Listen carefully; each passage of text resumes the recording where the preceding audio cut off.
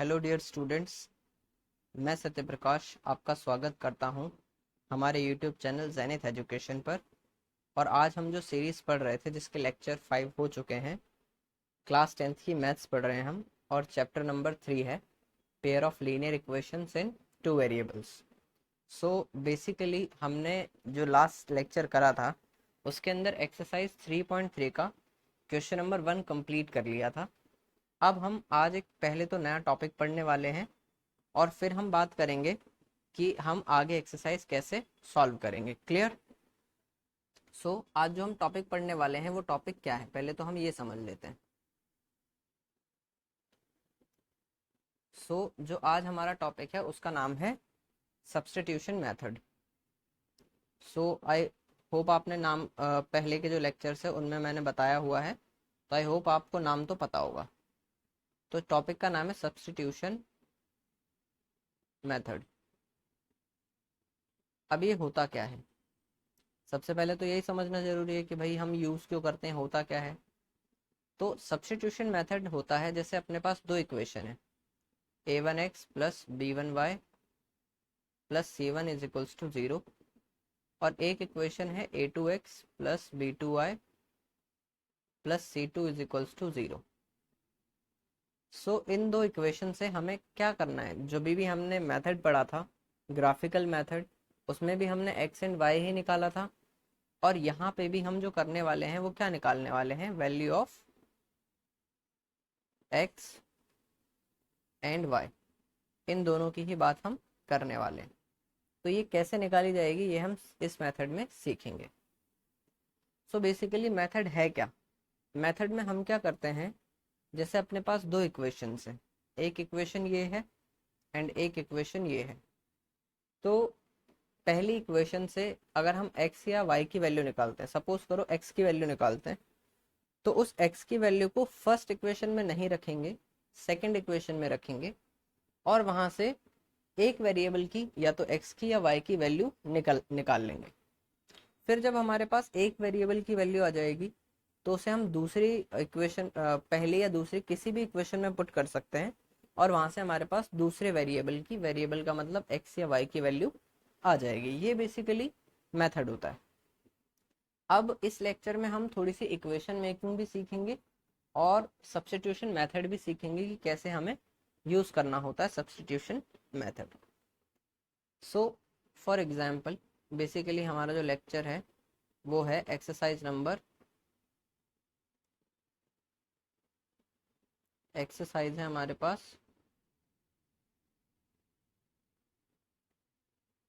3.3। Okay, अब ये जो एक्सरसाइज है इसमें अपने को क्या करना है जरा देख लेते हैं। जैसे फर्स्ट क्वेश्चन अपने को दे रखा है कि solve 2x plus 3y equal to 11 and 2x minus 4y equal to minus 24 and hence find the value of m for which y is equals to mx plus 3। इसका मतलब अपने पास दो इक्वेशन है और उन दोनों इक्वेशन से हमें x एंड y निकालना है, और जब हम x और y निकाल लेंगे तो उसे थर्ड इक्वेशन में पुट करना है और वहां से हमें m की वैल्यू निकाल लेनी है। तो सबसे पहले हम देख लेते हैं अपने को गिवन क्या है। गिवन है, गिवन इक्वेशंस। एक इक्वेशन तो हो गई अपनी 2x plus 3y is equals to 11, this is our equation number 1। एक इक्वेशन है अपने पास 2x minus 4y is equals to में माइनस का 24, ये इक्वेशन नंबर 2 है। और एक थर्ड इक्वेशन और है जो कि है y is equals to M X plus 3। Very good, ये थर्ड इक्वेशन है। हम पहले फर्स्ट एंड सेकंड इक्वेशन की हेल्प से x एंड y निकालेंगे, और जब x एंड y निकाल लेंगे तो हम फिर वहां से m निकालेंगे थर्ड इक्वेशन से। ठीक है सर, यही करने वाले, कोई दिक्कत वाली बात नहीं है। फ्रॉम इक्वेशन 1 भी यूज कर सकते हैं, 2 भी यूज कर सकते हैं। तो फ्रॉम इक्वेशन, अभी हम जो यूज करने वाले हैं वो करेंगे हम सेकंड कर लेते हैं, फ्रॉम इक्वेशन 2। सो इक्वेशन 2 थी अपने पास 2x minus 4y is equals to minus 24। अब यहाँ से हम या तो x निकाल सकते हैं या y निकाल सकते हैं, जो जिसमें जो आपको कंफर्टेबल लगे उसमें आप वैल्यू निकाल सकते हैं। अभी हम निकाल रहे हैं x की वैल्यू। सो ये माइनस का 4y वहां जाएगा तो प्लस हो जाएगा। So 2x is equals to minus 24 plus का 4y। अब क्या कर सकते हैं हम, 2 यहाँ मल्टीप्लाई वहां जाएगा तो डिवाइड, तो x की वैल्यू आ जाएगी। अब देखो एक चीज और, जो प्लस वाली वैल्यू होती है और जो माइनस वाली वैल्यू होती है, हम ऐसा कर सकते हैं कि प्लस वाली वैल्यू को पहले लिख दें और माइनस वाली को बाद में। सो 4y माइनस का 24 हो जाएगा, और ये जो 2 मल्टीप्लाई था वहां जाएगा तो डिवाइड हो जाएगा। हम चाहें तो एक और भी काम किया जा सकता है, 2 कॉमन लिया जा सकता है, लेकिन कोई इतनी खास जरूरत नहीं है। ठीक है, हम आगे सॉल्व कर सकते हैं इसे। सो अब हमारे पास x की वैल्यू आ गई, ये हमने इक्वेशन नंबर 2 से निकाली थी। ठीक है, ये हम जो कर रहे हैं वो सब्स्टिट्यूशन मेथड यूज कर रहे हैं, तो हमने x की वैल्यू निकाल ली। सो यहाँ पर हम लिख भी लेते हैं कि जो मेथड यूज कर रहे हैं वो कौन सा है अपने लिए, सब्स्टिट्यूशन मेथड सिखा रहा हूं मैं आपको। ठीक है, चलिए चलते हैं अब वापस इक्वेशन पे। तो मैंने बोला था कि जिस इक्वेशन से हम x की वैल्यू निकालते हैं उसे वापस उसमें नहीं डालते हैं। तो हमने सेकंड से निकाली थी, तो इसका मतलब सेकंड में तो नहीं डालेंगे, किस में डालेंगे, फर्स्ट में डालेंगे। So putting value of x in equation 1। So equation number 1 जो थी हमारे पास वो थी 2x plus 3y equal to 11। So 2x plus 3y is equals to 11, ये हमारी इक्वेशन है। अब 2 मल्टीप्लाइड बाय x, तो x की वैल्यू कितनी आई थी, 4y माइनस 24 अपॉन 2। ये जो वैल्यू है ये अपनी x की वैल्यू है, और प्लस का क्या है, 3y लिखा ही हुआ है, जो ऊपर वाली वैल्यू थी वो एज इट इज आ गई इक्वल टू 11। 2 से ये 2 कैंसिल हो गया, तो 4y minus 24 plus 3y is equals to 11। अभी जो माइनस का 24 है वहां जाएगा तो प्लस हो जाएगा, और 4y और 3y अगर ऐड होंगे तो हो जाएंगे 7y इक्वल टू 11 प्लस का 24। सो 7y इज इक्वल्स टू में कितना आ जाएगा, 11 प्लस 24 आ जाएगा 35, और ये 7 यहाँ मल्टीप्लाई वहां जाएगा तो डिवाइड।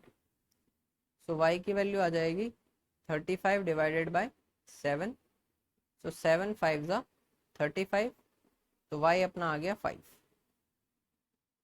अब देखिए, अब जब y आ गया तो इसे हम किसी भी इक्वेशन में पुट कर सकते हैं, फर्स्ट और सेकंड में, और थर्ड इक्वेशन हम मान चुके हैं जो m वाली थी, है ना। तो इसे तो इसमें नहीं कर सकते हैं क्योंकि इसके लिए x और y दोनों चाहिए। तो अब हम किस में कर सकते हैं, एक इक्वेशन जो ये वाली थी ना, इसको हम नई इक्वेशन मान रहे हैं, इक्वेशन नंबर 4, और डायरेक्ट y की वैल्यू इसमें पुट कर देंगे तो हमें बहुत ज़्यादा कैलकुलेशंस करने की ज़रूरत नहीं पड़ेगी। हम डायरेक्टली इसमें y की वैल्यू पुट करेंगे एंड डायरेक्टली अपने पास आंसर आ जाएगा। So putting value of y in equation 4। So equation number 4 अपनी क्या है, x is equals to 4y minus 24 upon 2 था। सो 4 इंटू वाई कितना है अपने पास, 5 माइनस 24 अपॉन 2। सो 4 5 ज़ा 20 माइनस 24 अपॉन 2। तो 20 में से 24 गया, तो 24 में से अगर तो कितना बचेगा, 4 बचेगा, और बड़ी वैल्यू का साइन आएगा तो बड़ी वैल्यू 24 है तो माइनस का 4 आ जाएगा। तो y अपना आ गया माइनस का 4 अपॉन 2। सो 2 2 ज़ा 4। तो y की वैल्यू आ गई अपने पास -2। अब y आ गया और x भी आ गया। सो अब हमें क्या करना है, पुटिंग वैल्यू ऑफ x एंड y इन इक्वेशन थर्ड में पुट कर लेते हैं, क्योंकि यहाँ से अपने को क्या निकालना है, m निकालना है, इसलिए हम ऐसा कर रहे हैं। So y is equals to M X plus 3 था, तो y की जगह हम कितना रखेंगे, 5 इक्वल टू m तो अपने को पता ही नहीं है, लेकिन y की जगह कितना रखेंगे, सॉरी गलती से लिख दिया मैंने 5 यहाँ।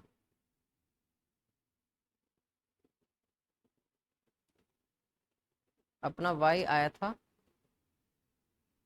ये x आया था, y आया था 5 और ये अपने पास आया है x है, ये वैल्यू यहाँ पर ये y नहीं है, this is not y। Actually में वो लास्ट स्लाइड में पता नहीं चला, ये x है और ये भी x है। सो y की जगह तो हम लिख सकते हैं 5, क्योंकि y अपना कितना आया था, 5 आया था। देख लेते हैं जरा, हाँ y 5 था, तो y की जगह लिखेंगे 5 इक्वल टू m, x की जगह -2 और प्लस का 3, ये अपन ने लिख दिया। Very good. सो अब अपने को क्या करना है, अब अपने को m की वैल्यू यहाँ से निकाल लेनी है। तो 5 इज इक्वल्स टू माइनस का 2m और प्लस का 3 है, +3 यहाँ आएगा तो माइनस हो जाएगा, तो 5 - 2 5 - 3 इक्वल टू -2m। तो 5 में से 3 गया तो 2 बचेगा, तो 2 इक्वल टू -2m, -2 मल्टीप्लाई वहाँ जाएगा तो डिवाइड, तो m कितना आ जाएगा 2/-2, तो 2 × 1 = 2, तो m की वैल्यू आ गई, और ये वाला माइनस साइन भी तो है, तो ये -1 आ जाएगा। ठीक है, सो इस तरीके से हमने m की वैल्यू फाइंड कर ली। तो लास्ट में लिख देंगे हेंस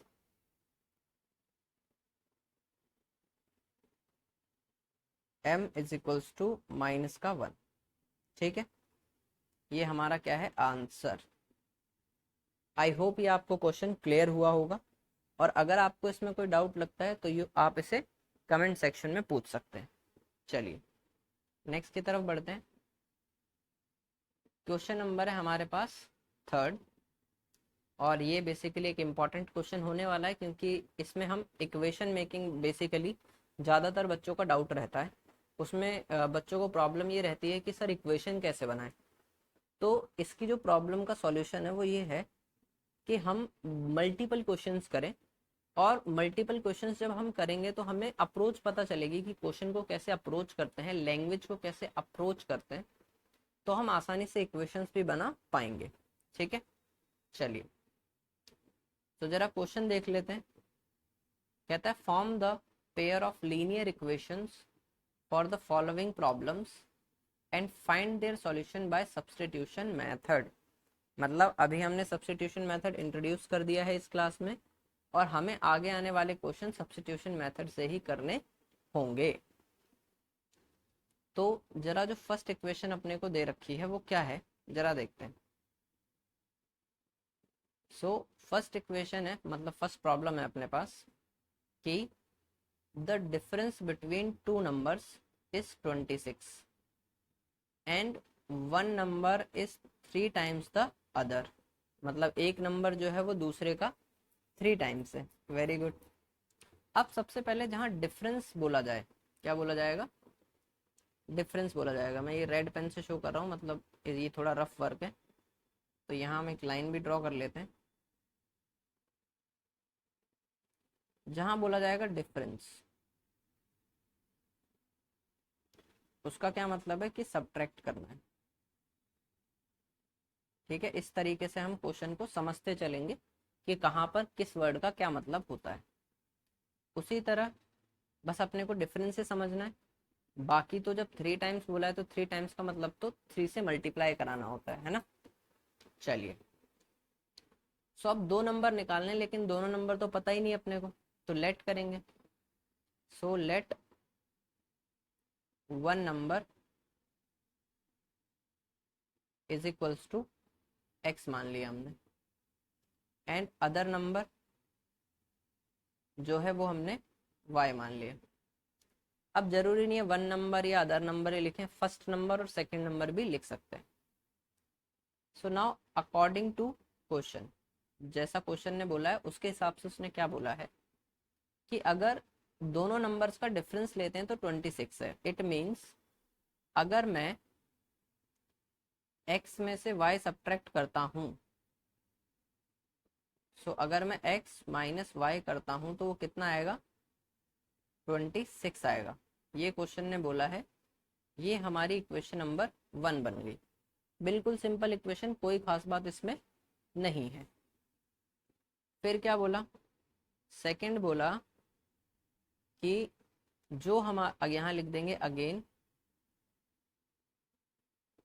सेकंड सिचुएशन बोली कि वन नंबर मतलब x, वो सेकंड नंबर मतलब y का कितना है 3 टाइम्स, 3 टाइम्स का मतलब 3 से मल्टीप्लाई करा दो, तो ये अपनी इक्वेशन नंबर 2 बन गई। अब देखो इसमें खास बात क्या है, खास बात ये है कि हमें बहुत ज़्यादा मशक्क़त करने की ज़रूरत नहीं है, हमारे पास x की वैल्यू डायरेक्ट पता है 3y है। सो जस्ट हमें इसे पुट करना है फर्स्ट इक्वेशन में और हमारे पास y की वैल्यू फाइंड हो जाएगी। सो पुटिंग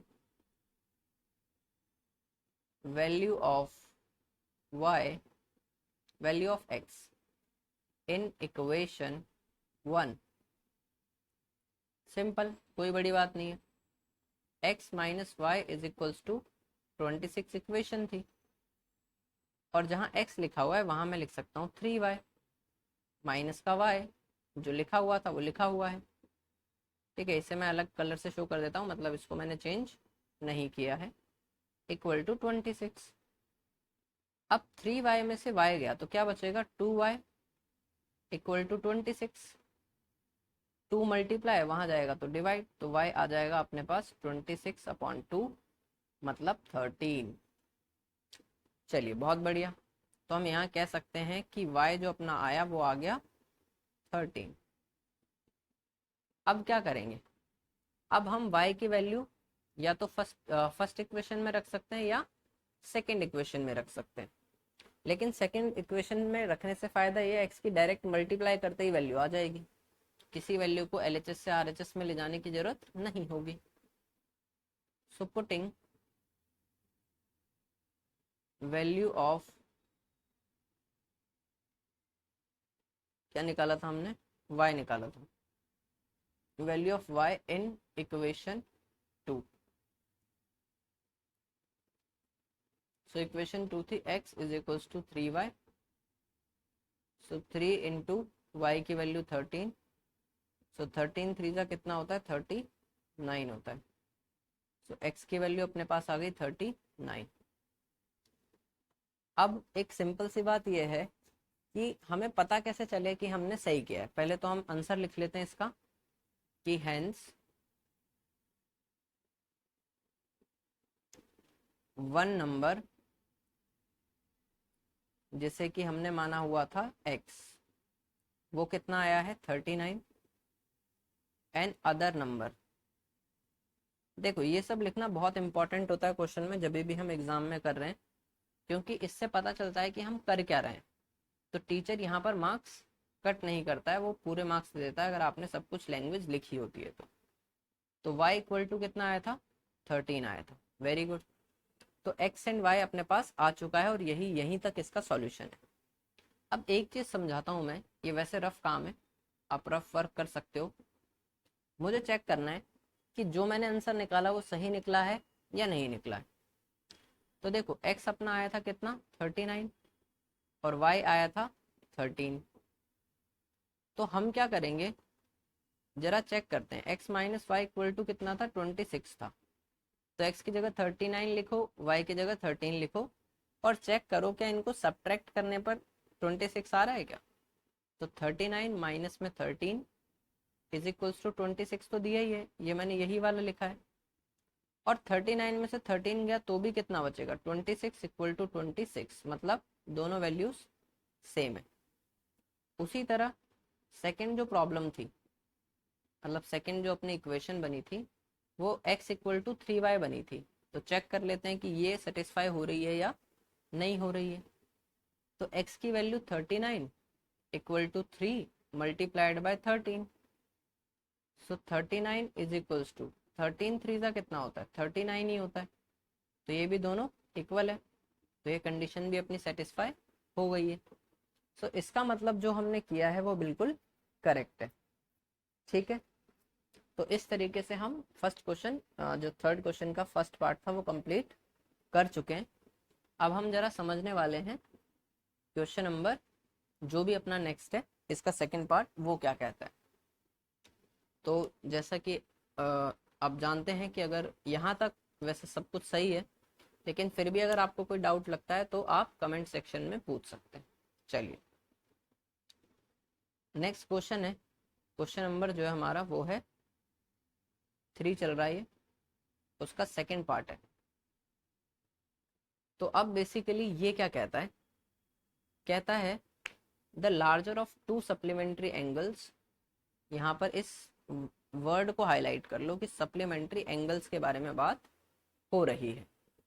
तो उसने बोला the larger of to supplementary angle exceeds the smaller by 18 degree, find them. मतलब क्वेश्चन ने अपन से ये बोला कि हमारे पास सप्लीमेंट्री एंगल्स है, ठीक है, और जो लार्जर एंगल है, बड़े वाला एंगल है, वो छोटे वाले एंगल से 18 डिग्री या 18 डिग्री ज्यादा है। तो हमें बताना है वो एंगल्स क्या होंगे। Very good. सो अब देखो, सबसे पहले अपने को समझ में आनी चाहिए कुछ चीजें जो बहुत इंपॉर्टेंट होती है। कौन सी चीजें आनी चाहिए सर? तो पहली चीज आनी चाहिए कि भैया सप्लीमेंट्री एंगल्स क्या होते हैं, क्योंकि कई बच्चों को यही भी नहीं पता होता कि सप्लीमेंट्री एंगल्स क्या होते हैं। फिर उनको अचानक से क्वेश्चन आ जाता है और वो उनके तोते उड़ जाते हैं, फिर कुछ नहीं बचता है जीवन में।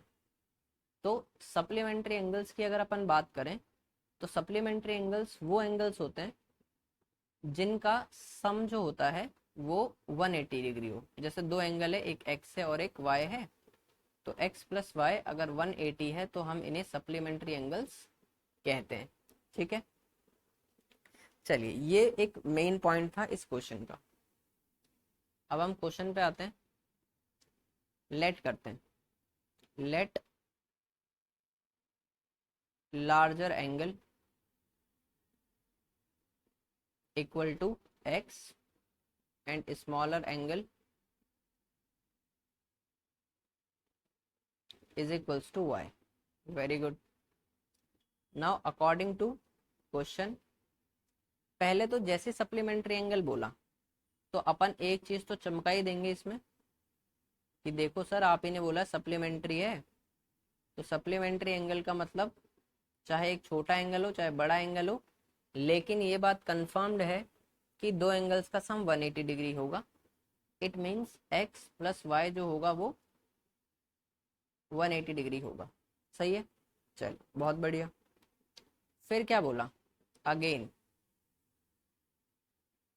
फिर उसने बोला कि जो लार्जर एंगल है, लार्जर एंगल क्या था हमारा, लार्जर एंगल था y,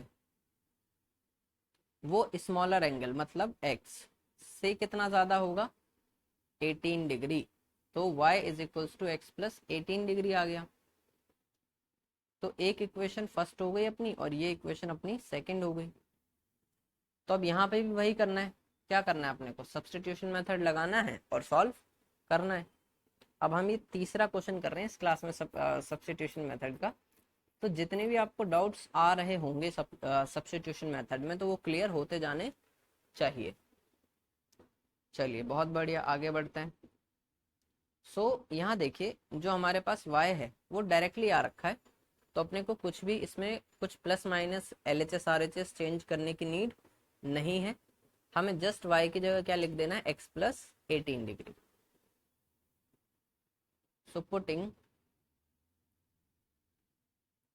value of y in equation 1। So equation number 1 है हमारे पास x plus Y is equals to 180 degree. तो जहां पर हमारा x लिखा हुआ है उसकी जगह मैं क्या लिख सकता हूँ, x ही लिखूंगा, है ना। x तो x ही है ना, वो थोड़ी चेंज हुआ है। सो x तो हमारा x ही है, प्लस y जो है, y की जगह अपन क्या लिख सकते हैं, x प्लस 18 डिग्री और इक्वल टू 180 डिग्री। सही है। तो x प्लस एक्स आ जाएगा 2x, प्लस का 18 वहां जाके क्या हो जाएगा, माइनस। सो 180 माइनस 18 आ जाएगा। तो ये कितना आ जाएगा, ये आ जाएगा अपना 162।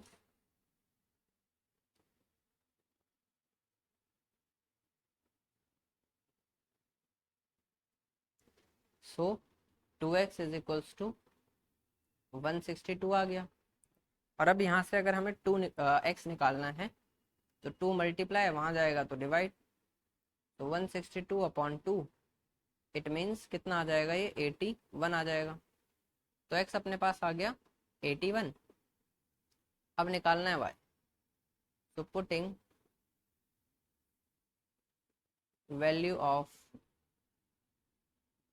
x इन इक्वेशन 2, आसान पड़ेगी ना अपने को, तो अपन तो आसान काम करने वाले हैं। तो y इज इक्वल्स टू था x प्लस 18 डिग्री। तो x की जगह हम लिखेंगे 81 प्लस 18, तो यहाँ आ जाएगा 99 डिग्री। सो अब हम क्या लिख सकते हैं कि हेंस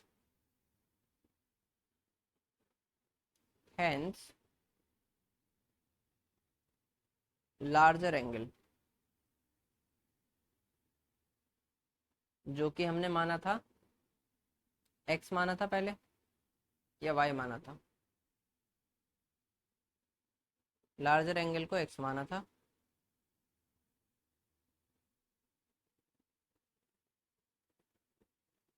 हमने क्या गड़बड़ कर दी है यहाँ, हाँ हमने गड़बड़ ये कर दी कि एक काम करते हैं, इसे चेंज कर लेते हैं, लार्जर की जगह आप इसे स्मॉलर कर लें इसको, क्योंकि इसकी वजह से क्वेश्चन जो है वो हमारा चेंज हो जाएगा। स्मॉलर, और इसे भी कर लेंगे हम, इसे कर लेंगे लार्जर। अब ठीक है। सो अपना जो पहले वैल्यू आई है वो x है और x अपना क्या है, स्मॉलर है। तो इसकी जगह हम इरेज करके लिख देंगे स्मॉलर।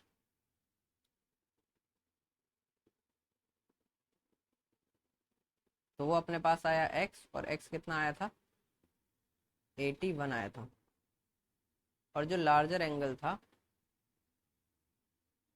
वो क्या था, वो था y, और वो कितना आया है, 99 आया। सो एक स्मॉलर है एक लार्जर है, पता चल रहा है साफ साफ, इसमें कोई बड़ी बात नहीं है। चलिए, तो ये अपना क्वेश्चन कंप्लीट हो गया। थोड़ी सी मिस्टेक हो गई है क्वेश्चन में, लार्जर और स्मॉलर में, तो आप थोड़ा सा देख लेंगे, ठीक है, इसको करेक्ट कर लेंगे।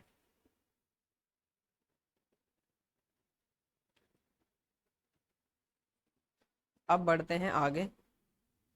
एक टिपिकल सा क्वेश्चन, टिपिकल इसलिए है क्योंकि इसमें कैलकुलेशन थोड़ी सी टफ है। सो टफ कैलकुलेशन है तो करनी तो पड़ेगी, बस तो सकते नहीं अपन इससे। सो क्वेश्चन कहता है कि the coach of a cricket team buys 7 bats and 6 balls for rupees 3800। मतलब एक कोच है जो 7 बैट्स खरीदता है एंड 6 बॉल्स खरीदता है 3800 के, और बाद में वो 3 बैट्स खरीदता है और 5 बॉल्स खरीदता है 1750 रुपीज़ के। तो हमें बताना है हर बैट की और हर बॉल की कॉस्ट कितने रुपीस है। सो लेट कर लेते हैं अपन, क्या दिक्कत है। देखो क्वेश्चन एक बार फिर से एक्सप्लेन कर देता हूँ। एक कोच है क्रिकेट टीम का जो 7 बैट खरीदता है, 6 बॉल्स खरीदता है और 3800 देता है, ठीक है। और उसके बाद अगर वो 3 बैट्स और साथ में 5 बॉल्स खरीदता है तो उसे देने पड़ते हैं 1750 रुपीज़। तो हमें हर बैट और हर बॉल की कॉस्ट बतानी है। तो लेट, ये भी क्वेश्चन नंबर अपना 3 ही चल रहा है। Let cost of 1 bat is equals to x और let cost of 1 ball is equals to y. ये क्वेश्चन वैसे तो देखा जाए सिंपल है। अब हमें पता है कि कॉस्ट को कितनी कॉस्ट को अगर जितनी क्वांटिटी में हम कोई चीज़ लाए हैं उससे मल्टीप्लाई करा दें तो टोटल प्राइस फाइंड हो जाता है ना। तो 7 हम बैट लाए हैं और एक का कॉस्ट कितना है x, और 6 हम बॉल्स लाए हैं और एक का कॉस्ट कितना है y। अब दोनों का जितना भी अमाउंट आएगा दोनों को ऐड करेंगे तो कितना आ जाएगा 3800। ये हमारी इक्वेशन नंबर हो गई क्या उनसी फर्स्ट। अब सेकंड क्या बोला, सेकंड बोला 3 बैट्स एंड 5 बॉल्स, है ना। सो 3 बैट्स एंड 5 बॉल्स बोला तो 3 इंटू एक्स बैट पे कितना पैसा खर्च हुआ प्लस 5 इंटू वाई बॉल पे कितना पैसा खर्च हुआ, टोटल मिला के 1750 खर्च हो गया। ये इक्वेशन नंबर 2 आ गई। आई होप ये आपको क्लियर है, ठीक है। चलिए अब बढ़ते हैं थोड़ा सा आगे, और अब हम क्या करेंगे, हम एक्स और वाई की वैल्यू फाइंड करने की कोशिश करेंगे। इस क्वेश्चन में ना बच्चों को बहुत डाउट रहता है क्योंकि इसकी कैलकुलेशन थोड़ी सी टफ रहती है। तो हम इस क्वेश्चन को बहुत ध्यान से समझेंगे। बहुत मतलब आसान तो नहीं कह सकते, लेकिन हाँ ठीक है। अगर आपको इसमें प्रॉब्लम हो रही है तो आप सही जा रहे हैं। सही जाने का मतलब क्या है, अगर नहीं हो रही है तो बहुत ही सही जा रहे हैं, और अगर हो भी रही है तो भी कोई दिक्कत वाली बात नहीं है क्योंकि कैलकुलेशन थोड़ी टफ है तो प्रॉब्लम हो सकती है। सो जरा फर्स्ट इक्वेशन से हम या तो x निकालेंगे या y निकालेंगे। सो हम फर्स्ट इक्वेशन से निकालते हैं x, ठीक है। So from equation 1, so equation 1 थी 7x plus 6y is equals to 3800, यही थी करेक्ट। यहाँ से अपन निकाल लेते हैं y निकाल लेते हैं। ये प्लस का 7x वहाँ जाएगा तो माइनस हो जाएगा। सो 6y इक्वल टू 3800 माइनस का 7x, 6 यहाँ मल्टीप्लाई वहाँ जाएगा तो डिवाइड, तो 3800 माइनस का 7x अपॉन में 6 आ गया। अब जो भी ये y की वैल्यू आई है इसे उठा के कहाँ डालेंगे, इक्वेशन नंबर 2 में। सो putting value of y in equation number 2। तो इक्वेशन नंबर 2 जरा हम देख लेते हैं कि क्या है इक्वेशन नंबर 2। वो थी अपने पास 3x plus 5y equal to 1750। So हमने जो वैल्यू निकाली है वो निकाली है y की। सो 3 इंटू एक्स तो एज इट इज रहेगा प्लस 5, और y की वैल्यू कितनी आई है,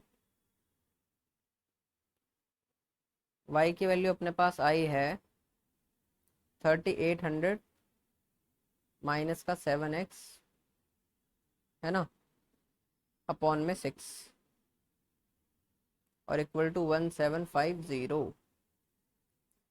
तो अब सबसे पहले हम क्या करते हैं, पहले तो इस 5 को अंदर मल्टीप्लाई करा लेते हैं। तो 5 इंटू 3800 कितना हो जाएगा 3x प्लस ये हो जाएगा 19000 माइनस 7 5 35x अपॉन में 6 इज इक्वल्स टू 1750। यहाँ 6 एलसीएम ले लेते हैं। सो 6 3 ज़ा 18x प्लस 6 डिवाइड हो जाएगा तो 19000 माइनस 35x ही रहने वाला है और इक्वल टू 1750। ये 6 डिवाइड है वहाँ जाएगा तो मल्टीप्लाई,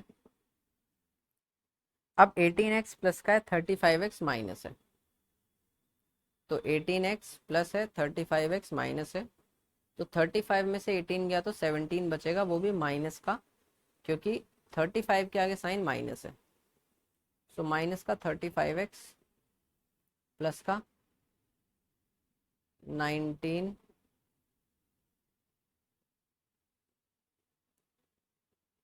थाउजेंड और इक्वल टू 1750 मल्टीप्लाइड बाय कितना था, 5 था 6 था, 6 था ना, तो इसे 6 से मल्टीप्लाई करा देंगे। सो 1750 मल्टीप्लाइड बाय 6 आएगा 10,500, तो minus 35x plus 19,000 is equals to 10,500।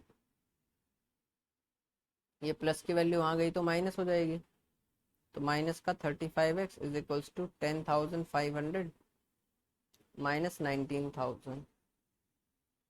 सो इसमें से माइनस कर देंगे अगर 19,000 तो आ जाएगा 8,500। सो माइनस का 35x is equals to minus 8,500। So अब इसे 35 से डिवाइड कराना है अपने को, है ना। 35 बचा ही नहीं था यहाँ पे, यहाँ तो 17 था।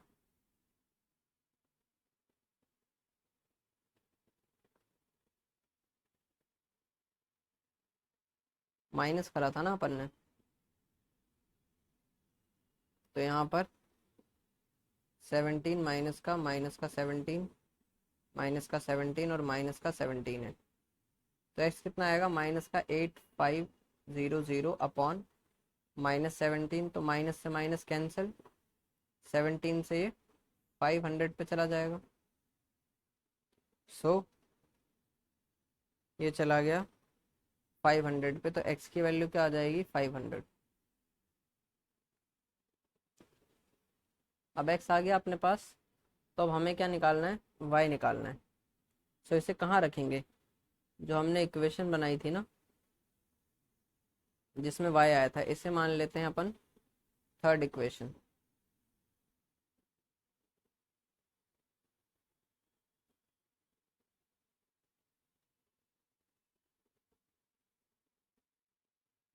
सो putting value of x in equation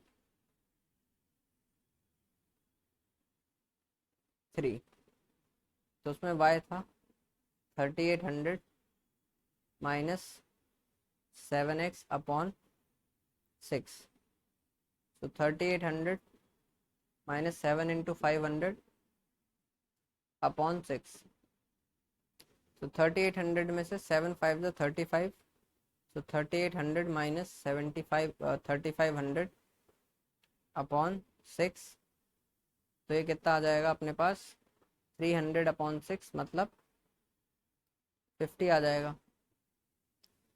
so hence क्या आया, कॉस्ट ऑफ वन बैट, जो कि अपन ने x माना था, वो आया 500 rupees, and cost of one ball जो कि था y, और वो आया 50 रुपीज। तो ये अपने आंसर आ गए, ठीक है। चलिए, थोड़ी बहुत मिस्टेक हो गई थी क्वेश्चन में लास्ट 2 में, तो उसके लिए सॉरी। बेसिकली लास्ट जो स्लाइड होती है उससे जब मिसमैच हो जाता है तो ऐसी प्रॉब्लम आ जाती है, ठीक है, तो उसके लिए आई एम सॉरी। सो अब देखते हैं नेक्स्ट क्वेश्चन। सो जब तक आप अगर थक गए होंगे बहुत, क्योंकि बहुत ज़्यादा हो गया आज, तो आप थोड़ा रेस्ट करके आ सकते हैं, ठीक है, फिर आगे करते हैं सॉल्व, ठीक है। ये लास्ट क्वेश्चन करेंगे, फिर उसके बाद आज के लिए क्लास को एंड करेंगे, ठीक है। चलिए,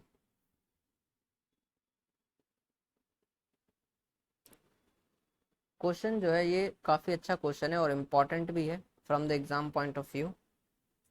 क्वेश्चन कहता है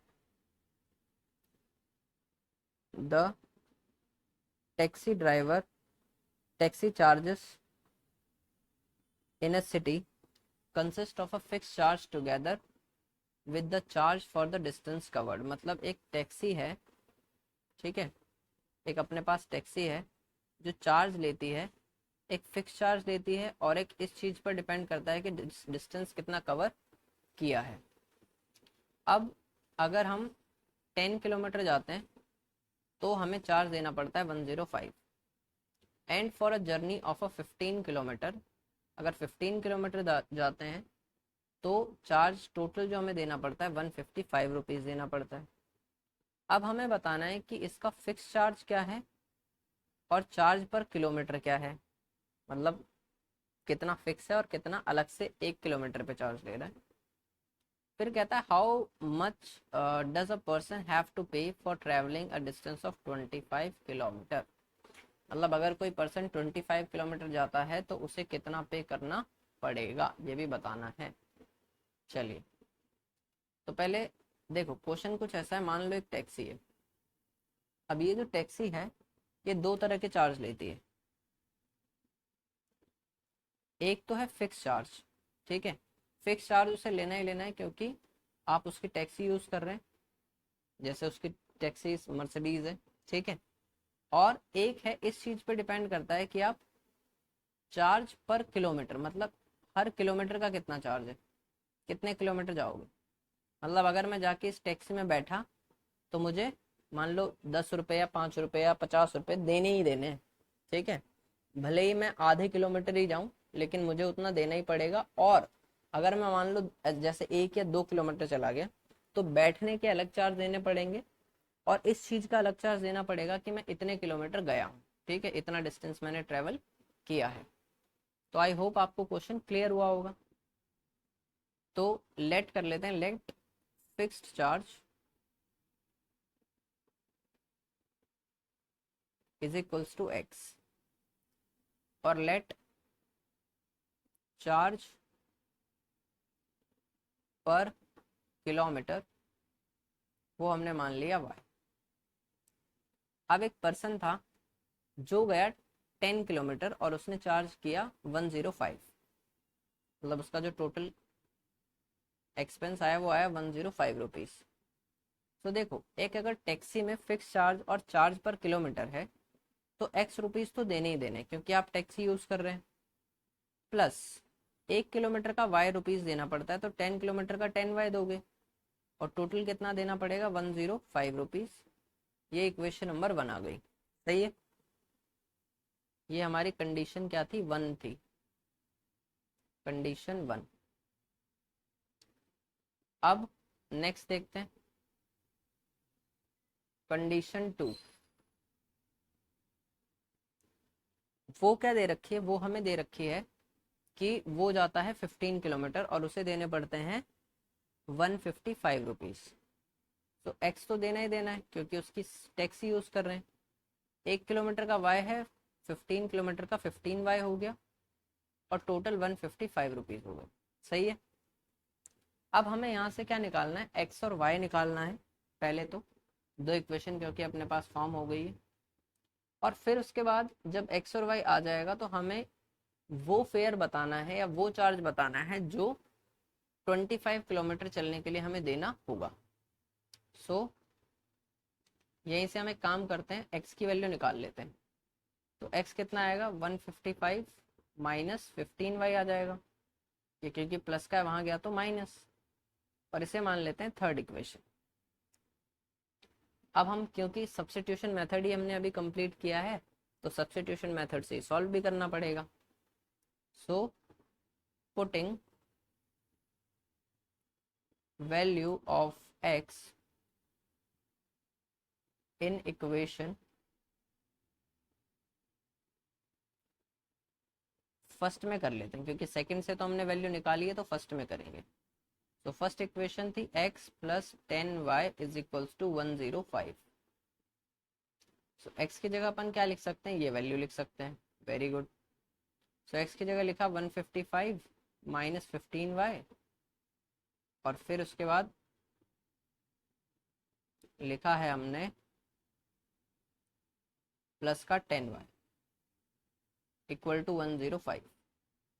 अब देखिए ये 155 प्लस का है, वहां जाएगा तो माइनस, और 15y में से 10y गया तो कितना बचेगा।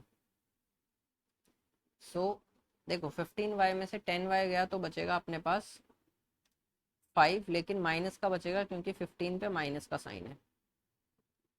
सो माइनस का 5y is equals to 105 minus 155। Minus 5y is equals to में माइनस का 50 आएगा, माइनस 5 यहाँ मल्टीप्लाई, वहां जाएगा तो डिवाइड, तो माइनस 50 अपॉन माइनस 5 आ गया। माइनस से माइनस खत्म, 5 10 ज़ा 50, तो y अपना आ गया 10। मतलब 1 किलोमीटर का कितना रुपीस देने पड़ रहे हैं हमें, 10 रुपीस देने पड़ रहे हैं। अब y आ गया तो हम x भी निकाल सकते हैं, लेकिन अब हम x किससे निकालते हैं, जैसा कि हम हर बार करते हैं, इस बार भी हम थर्ड इक्वेशन में पुट करके x फाइंड करेंगे। सो putting value of y in equation 3। ठीक है, चलिए।